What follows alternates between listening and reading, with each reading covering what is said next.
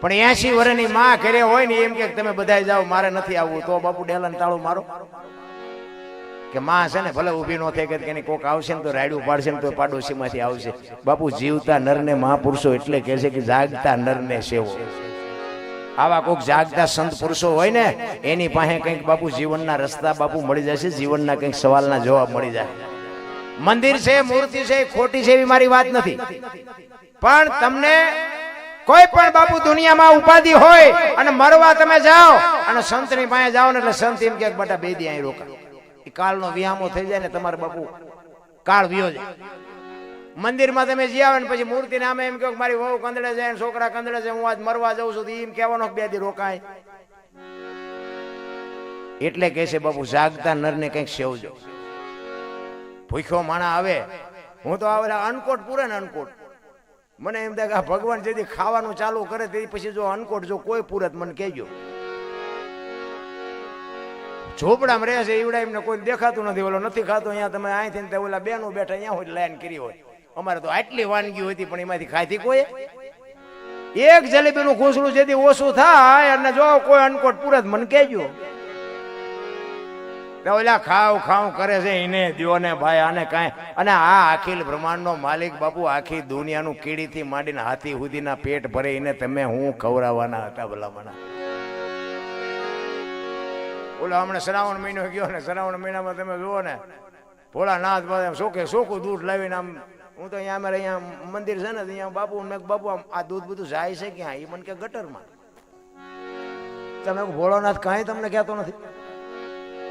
ઝોપડામાં કોક રહે છે બિચારા, અહીંયા કોક નાના બાળકો હોય, ત્યાંની માયું બાપુ દીકરા જન્મતી હોય, એને ભલે હું એવું કહું છું ભોળાનાથને દૂધ ચડાવાતું હશે, હું મારી એવી ના નથી, પણ તમે 1 લીટર દૂધ લઈ ગયા હોય અને એક એની ઉપર ટીપું પાડી દો અને પછી ઝૂંપડામાં કોકને દે ને ગરીબ માણસના છોકરા ખાય તો તમને નથી લાગતું ભોળાનાથ તમારું આ લિસ્ટમાં લખી લે?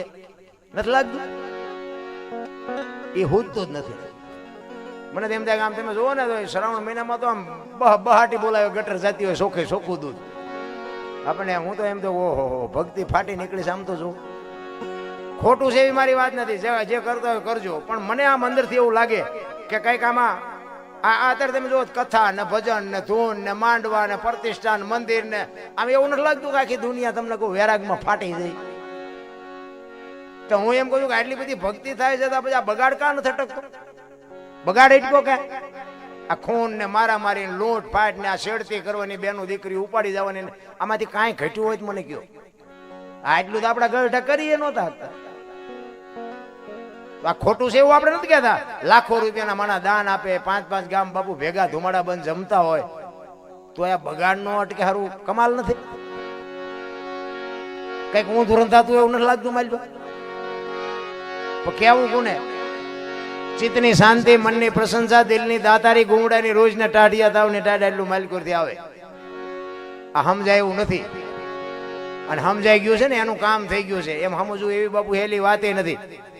એક ઓલા ગણપતિને એક સાકી ગયા ને, ગૌરી તમારા પુત્રને મથુરા સમરે મોર, દિવસે સમરે વેપારી વાણિયા, રાતે સમરે ચોર. મેં અમારા બાપુને એક અહીંયા બાપુ છે એમને કીધું હતું, મેં બાપુ આ ગણપતિને મોરને શું હગું થાય?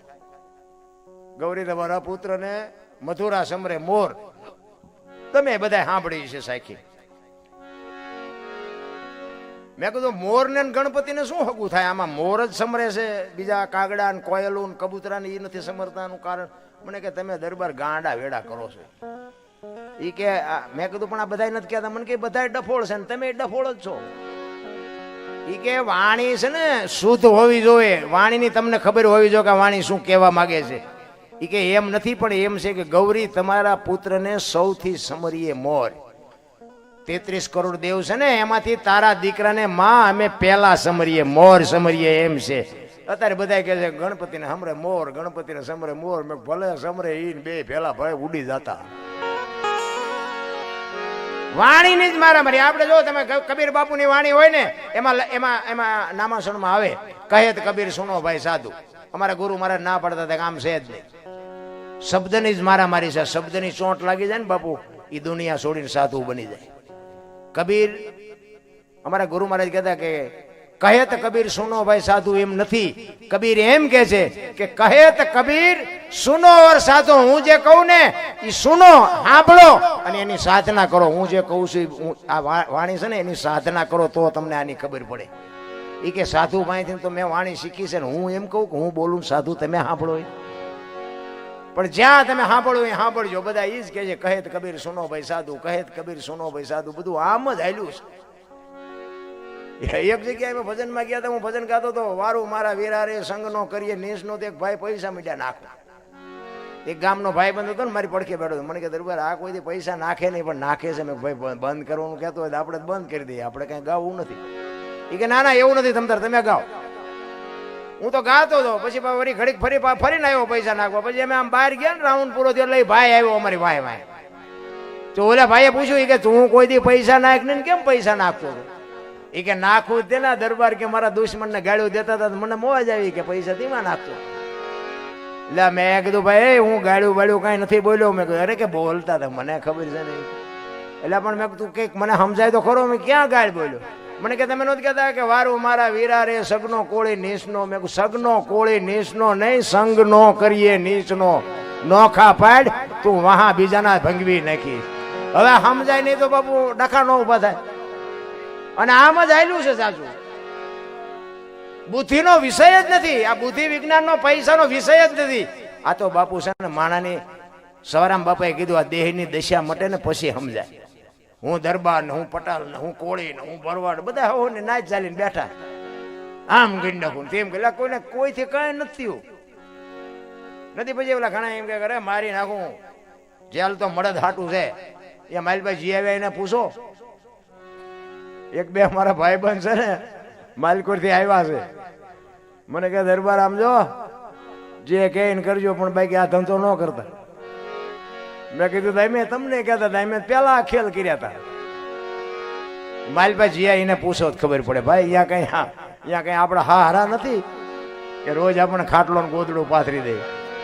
અહીંયા મોટા મોટી સજા માકડ ની મસર ની જ છે. હારા હારા રબડ જેવા થઈને નીકળે માલભાઈ.